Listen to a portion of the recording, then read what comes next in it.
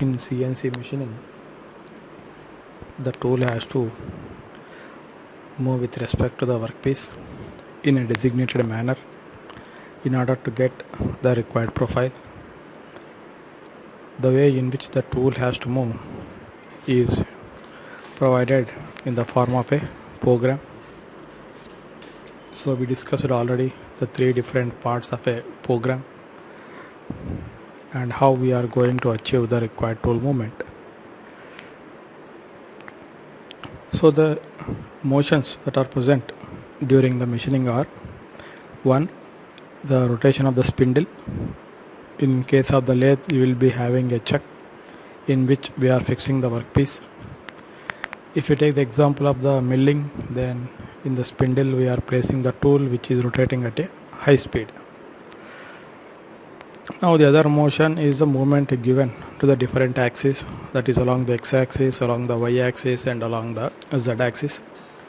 In case of the CNC lathe, we are having only two axis movements. One is along the x-axis, other one is along the z-axis. In case of milling, we are having the movements along all the three axes. There can be CNC machines which are having more number of axes, and each axis will be having a drive system which will operate the motion along that particular axis.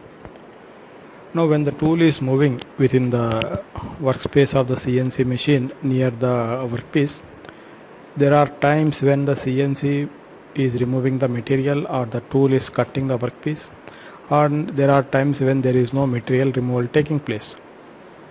For example, if we are doing the drilling operation,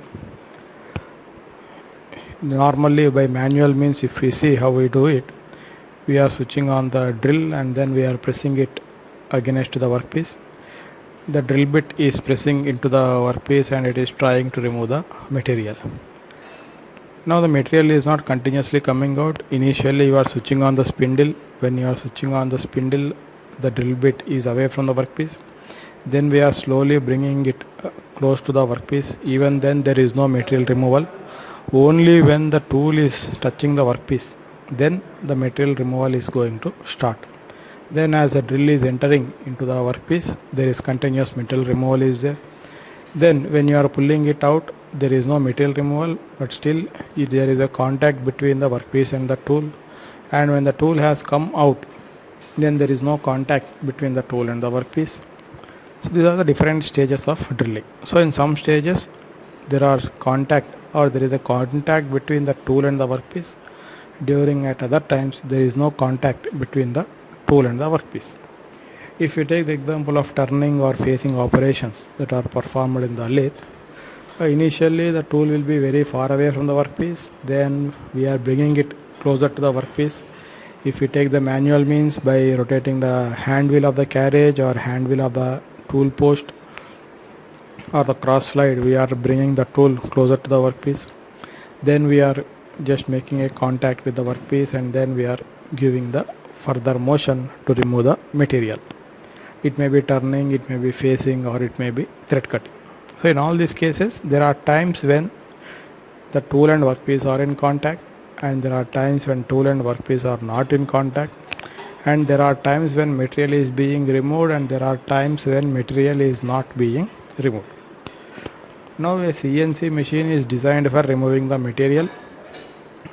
So CNC lathe in specific, if we say, or CNC milling machine, they are designed to remove the material.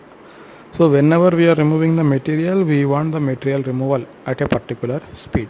If you are making it too fast, then there will be uneven surface will be there, or surface roughness will be very, very high. If you are making it too slow, very, very slow, then there will be a lot of overlapping of the cuts will be there, and you may get the excessive work hardening, or you may be damaging the surface because of the excessive hardening. So for a given material and a given tool material combination, there is a limit at which you have to operate. It may be you are having the upper limit and you are having the lower limit of the speed at which you have to perform the material removal. So if you are going it too fast, then also it is not good. If you are going it too slow, then also it is not good. So based on the experimentation and based on the other tests that are carried out, usually a manufacturer of the cutting tool will specify what is the most preferred speed that we have to operate. So that is one part. Then depending on the actual material and actual machine that we are handling and the amount of material we are trying to remove, we can modify the speeds in order to reduce the overall machining time. So now in the motion there are basically two things. One is the cutting motion and there is a non-cutting motion. Non-cutting motion means we can say when there is no contact between the tool and the workpiece. Cutting motion means when there is a contact and the material may be removed or material may not be removed. So basically we can divide the entire movement of the tool into these two segments.